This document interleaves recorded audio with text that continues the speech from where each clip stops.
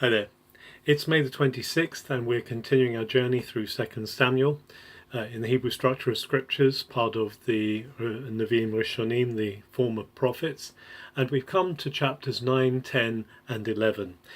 Some significant happenings in the life of King David, whose story we're tracing through. Chapter 9 is one of the most beautiful stories, I think, in the scripture, one of my favourite stories, because it brings out the essence of the nature of covenant and its obligation.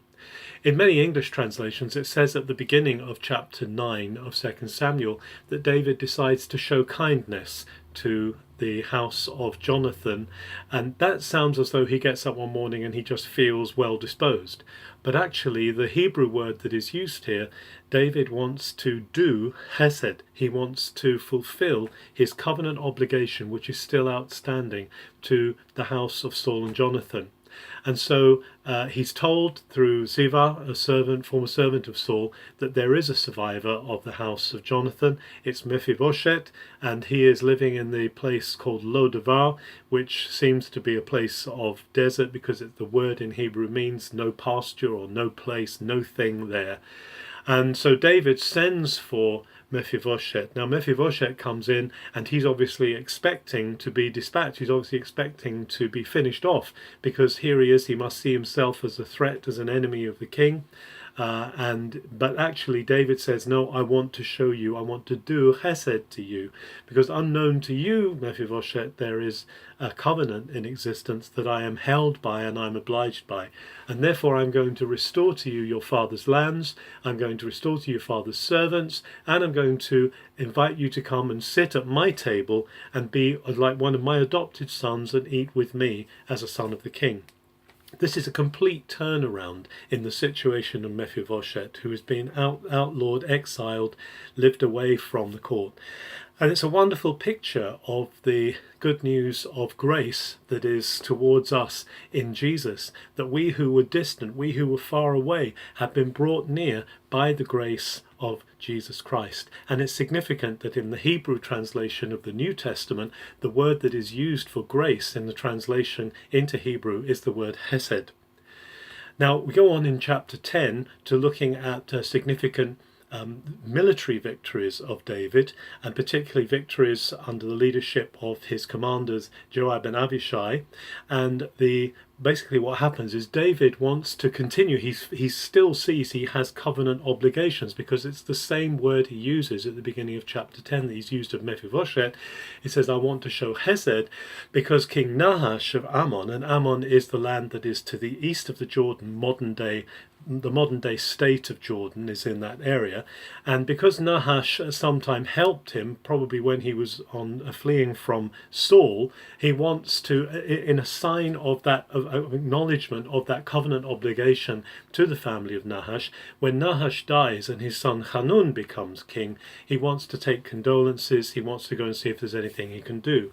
However, because David is quite a powerful king, the advisors, the leaders of the nation around Hanun take offense, and they say, these people who are coming have not come to help you, they've come to spy, and they've come to see how they can take advantage of your situation. And so Hanun arranges for David's emissaries to be exposed, their buttocks exposed, their beards cut off, and for them to be ashamed, so much so they can't return home until their beards grow back in.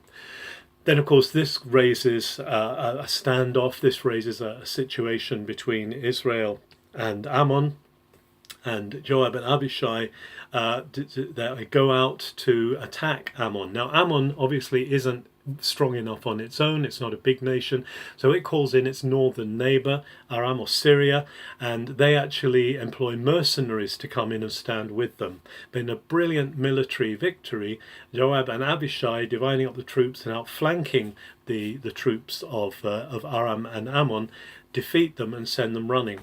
And then the Syrians realize that they've got a problem on their hands, feel they have to show their strength. So actually the more Syrians come in, and this time seeing as or trying to defend their own territory, not necessarily Ammon.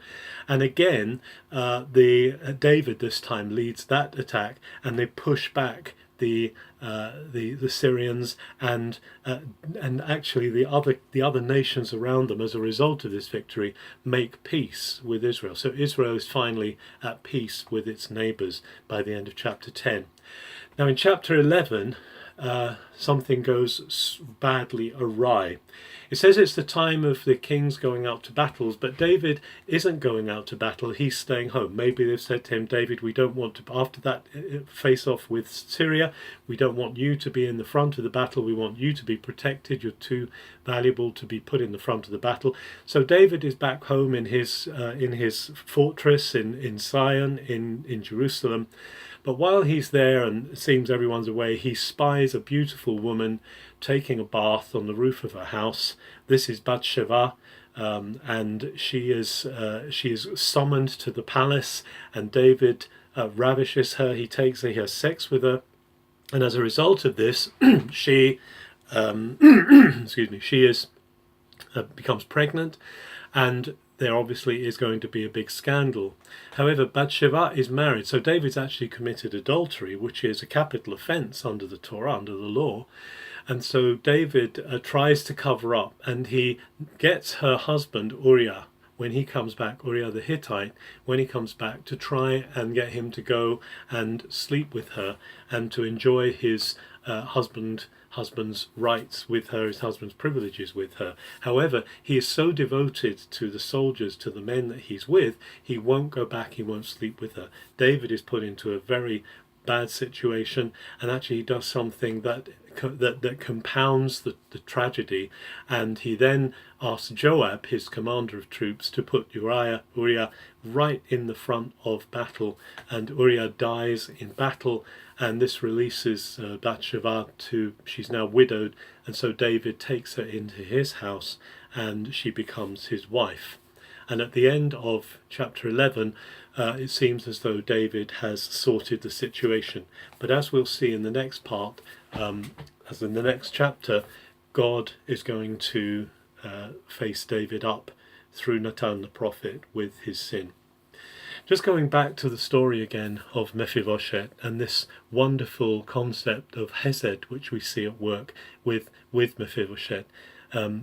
There's something that we know Israel understands about Hesed and about covenant, because its constant refrain is Hodul Adonai ki tov ki le'olam chasdo. Give thanks to the Lord because his Hesed is unlimited. His Hesed goes on forever.